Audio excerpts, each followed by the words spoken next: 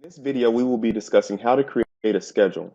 Creating a schedule is one of the most important things you will do as a user in the connector admin.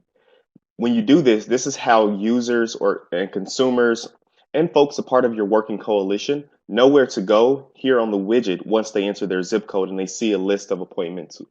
So in order for them to see that list, schedules must first be created here in the admin part of the tool.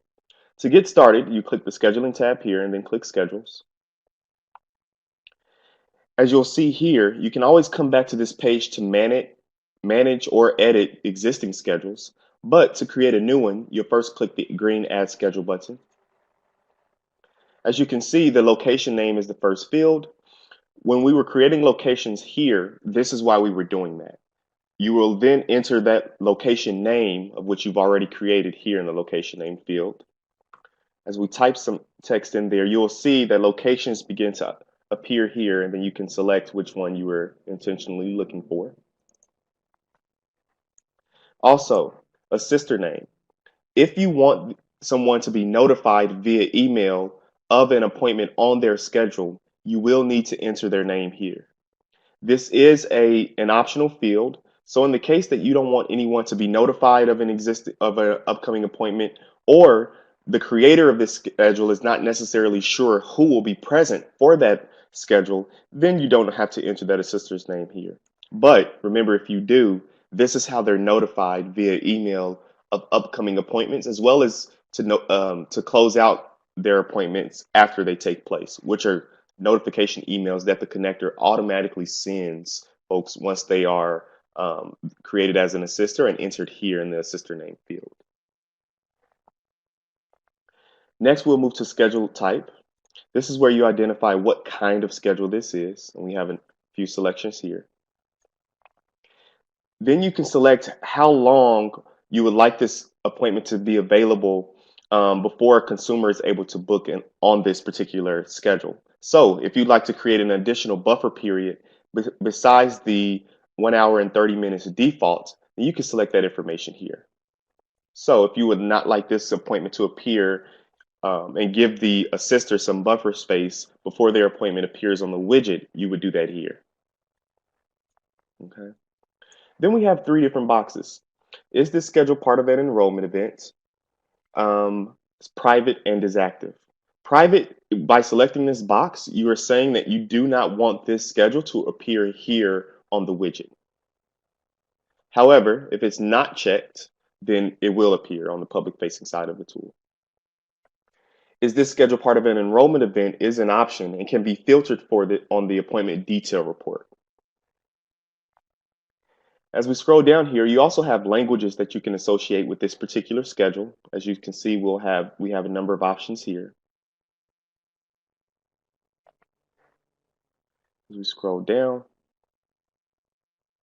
you can see all the different languages that we have here that you may want to offer your consumers in your area. We also have accommodations. So we have wheelchair accessible, vision impaired, or hearing impaired. When selected, these icons appear on the public-facing side of the tool as well. So once someone enters their zip code and they select the location of which they would like an appointment, if any of these accommodation boxes are selected, then they will appear as little icons on the widget. So after explaining all of that, we'll enter some dummy data here to move forward to the next screen of how to create a schedule. So we'll enter their location name. We'll enter an assister. So we're saying that Sam Huff will be notified via email when someone schedules an appointment on this particular schedule. We'll say what kind of schedule this is. We'll say individual or family session. I will keep the default of 1 hour and 30 minutes, of which this appointment will appear on the widget as a buffer space before it will then not be available. I'll select English and Spanish as the languages that I like here. And then I'll click create schedule.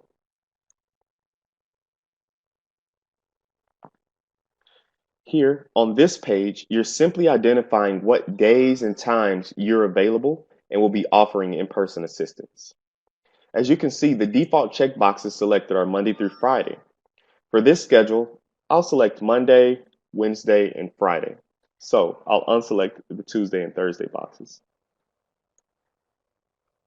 For the title field here, whatever you enter here will appear publicly on the widget. So you can be strategic with what you put in this field. It also allows you to provide unique background information about your appointment slots for the consumer to see. Using the title field to enter things such as Medicaid assistance provided here, or simply entering the name of the assister is extra information you're able to provide a consumer when they click on your location and schedule.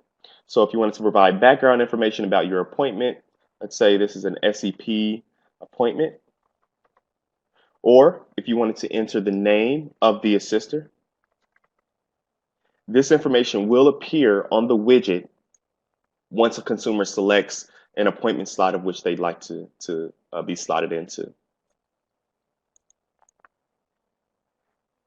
For start date and end date, you're selecting for how long you'd like your schedule to remain active. So for instance, if you are just creating a schedule for, let's say, the remainder of this month, for one more week, we'll say from today until the end of this month. Remember, if you leave the end date blank, the end date space blank here, this schedule will go indefinitely. And so keep that in mind. It's often a best practice to always, when you're creating a schedule, to create a start date and an end date, because if you don't, this schedule will appear in perpetuity.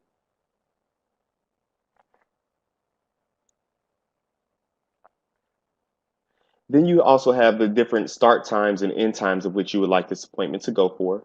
For instance, if you were creating this appointment space and you wanted it available, let's say 8 a.m.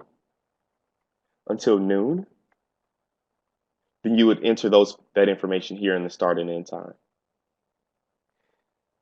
For length of appointment, you enter how many minutes you expect your appointment blocks to last. So we'll say 55 minutes, of which we're estimating our appointment blocks will last.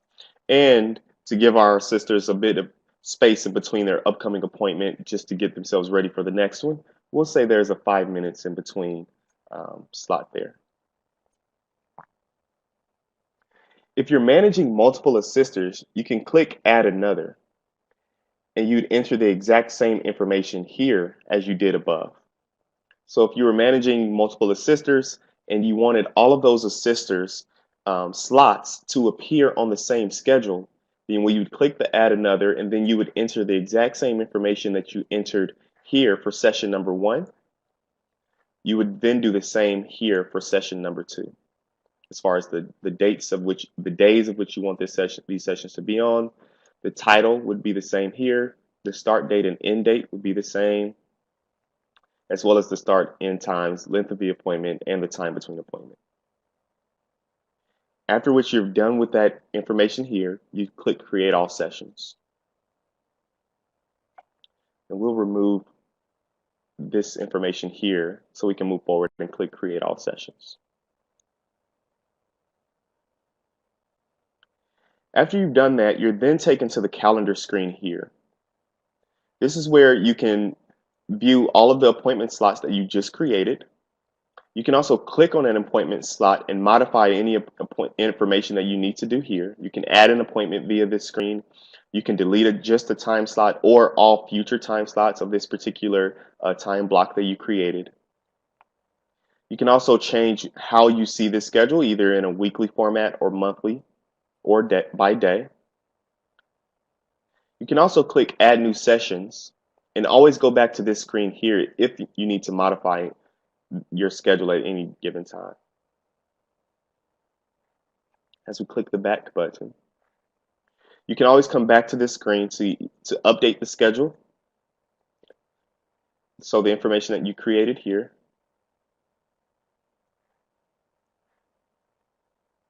And then as you can see, if I click this arrow button to the right, you can scroll to the right and see all of your different blocks that are available. As your appointments begin to get filled with upcoming appointments, these blocks, of which they are now blue, will become gray. So any blue boxes are available appointment slots, and that makes sense because we just created these appointments, and no consumers have been added to these appointment blocks.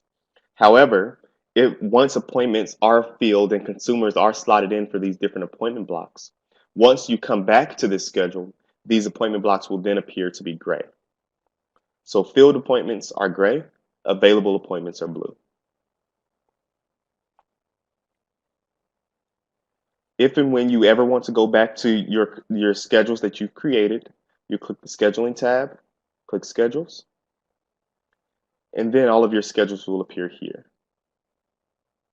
So you can always come back instead of creating a new schedule for an existing location of which you've already created a schedule. If you find that particular schedule, you can just click Manage Schedule. Then you're taken back here where you can always add new sessions to this already existing schedule. And that is how you create a schedule that will then appear here on the widget so that consumers can be slotted in for your upcoming availability.